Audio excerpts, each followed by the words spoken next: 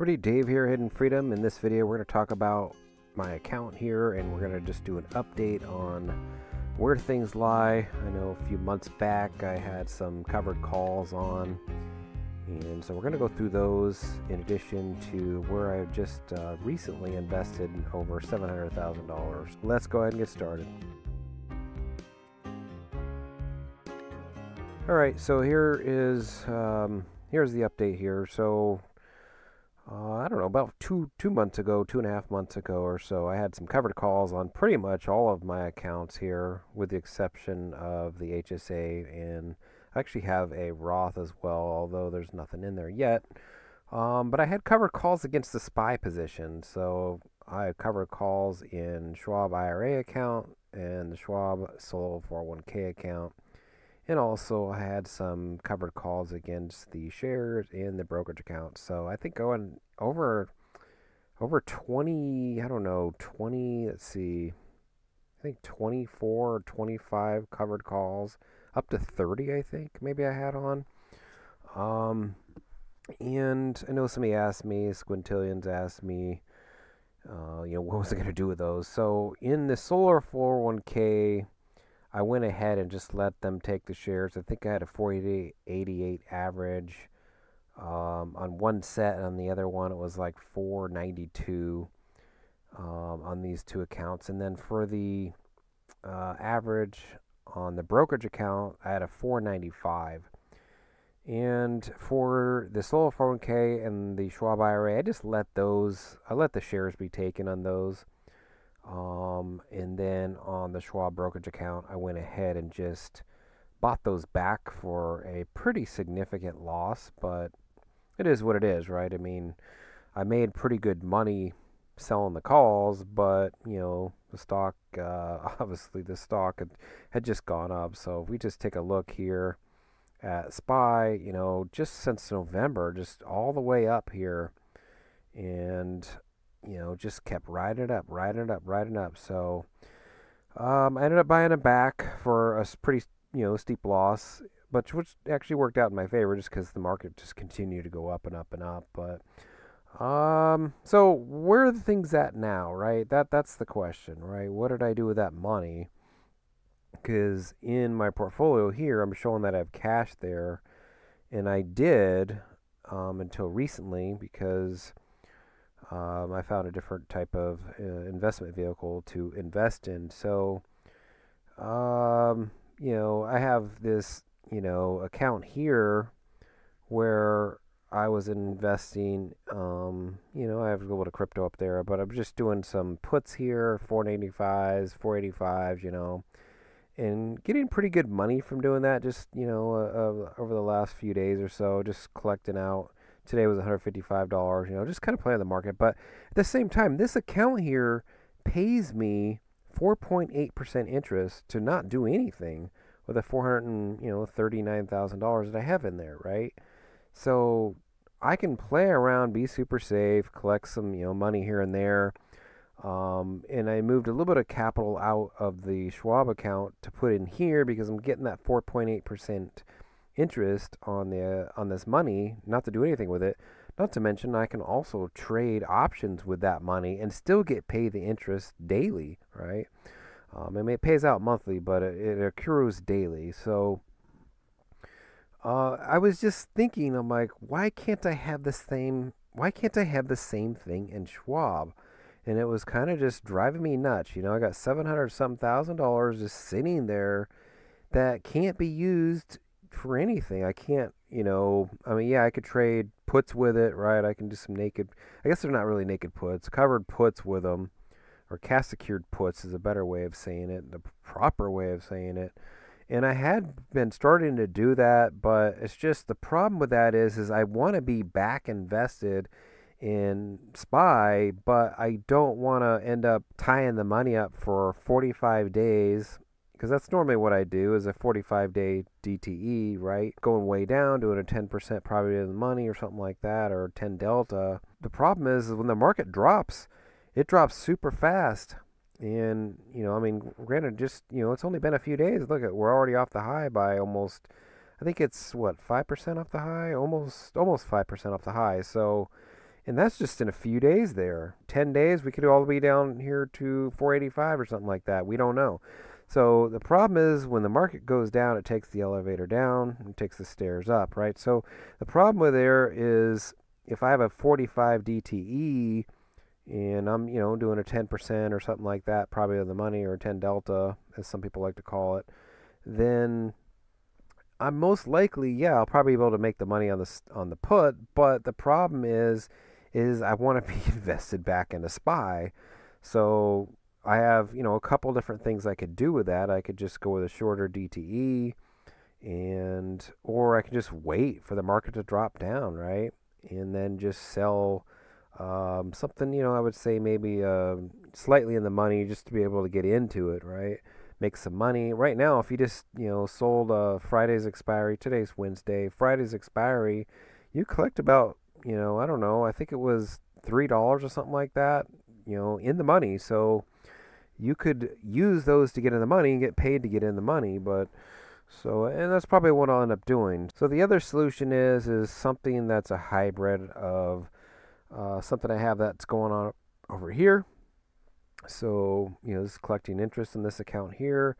But the problem is in this account here, the Schwab Solar 401k account and the Schwab IRA account, those are retirement accounts, and there is no, it's not a money market account. So you really have to, it's not a sweep account or anything like that.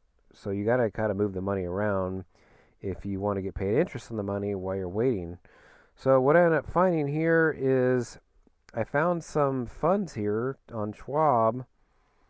If we go back here, down here to all these, look at all these funds here. These are I think all these are mutual funds if I'm not mistaken. I kind of went through all these and found one that'll work for me. So what I ended up going with is I went with SNSXX here. So it pays about 5% there. And it is a mutual fund, and it pays monthly, but accrues daily. So it's just slightly, I would say, just a smidge, more secure than, there's something that pays 5.3%. I think there's one up here. Yeah, this one here pays 5.3%. I think it's just a smidge more, I guess secure is a better way to put it. This one has a minimum initial investment of $1 million. I don't have $1 million in those accounts, and they're spread across 2 accounts anyway. So even if I had $1 million, it wouldn't be in one single account.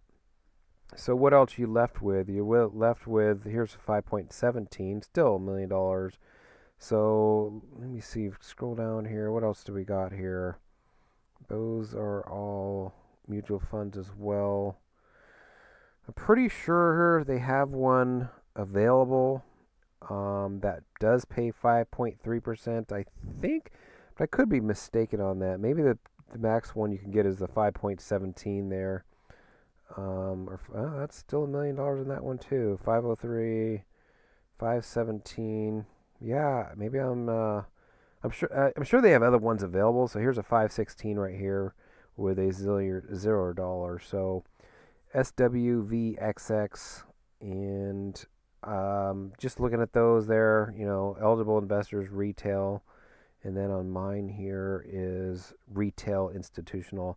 I just felt like this was just slightly a little more secure than the one above it. So in general, this should be very secure as well. It's just not covered by FDIC or, I think SPIC or whatever it's called. So, but it's backed by the government. So, all right. So that's what I ended up going with. So if we just look at my account here, and there's SNSXX there, so I'm invested into that across those 2 accounts. So $791,000 sitting in there, collecting the 5% while I wait. Now, mutual funds, they pretty much, they settle at the end of the day. So you put your order in, and then sometime overnight, roughly 9 or 10 o'clock at night or so, it'll actually get invested in there. And then, the cash is readily available. Yeah, I couldn't sell it during the day and then just invest the money into SPY immediately, or turn around and sell cash secured puts, I have to wait a day. But I would say, yeah, the market, I would say, will probably, do a reversal candlestick pretty quick and drop out. But at that point, you're still, you're going to be able to get into it within a day.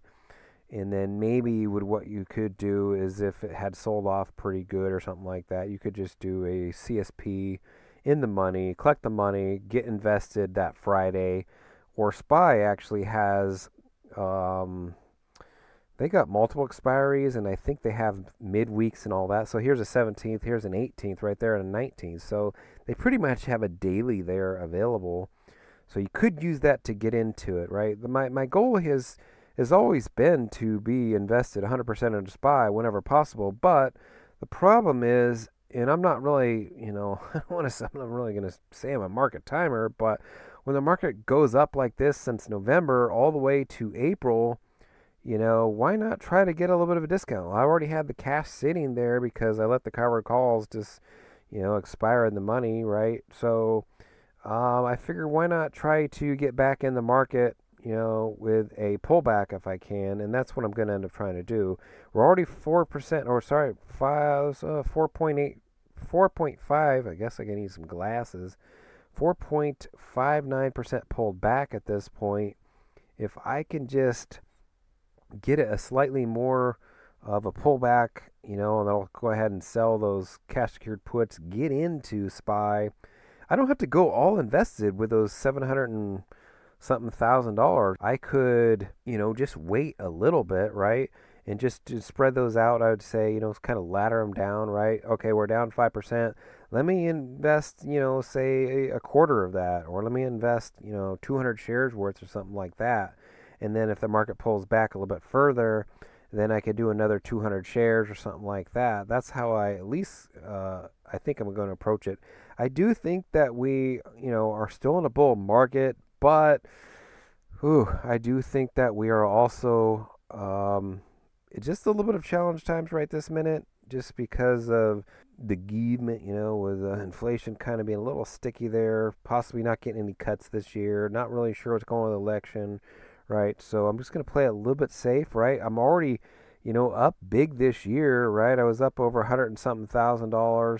Obviously, when those other shares got taken in these two accounts, I realized a pretty big gain in those accounts too. But it doesn't affect me tax-wise, so that's kind of the reason why I let those get taken.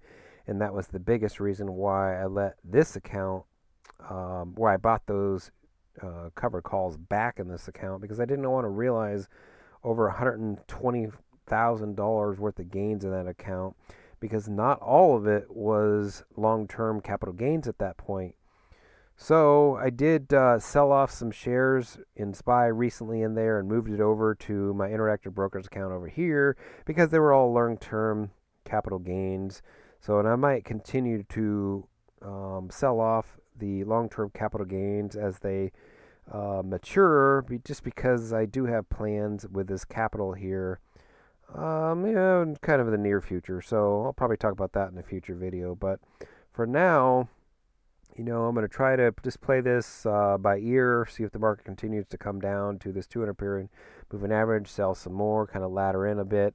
Because, those are retirement accounts. I can't take that money out anytime soon.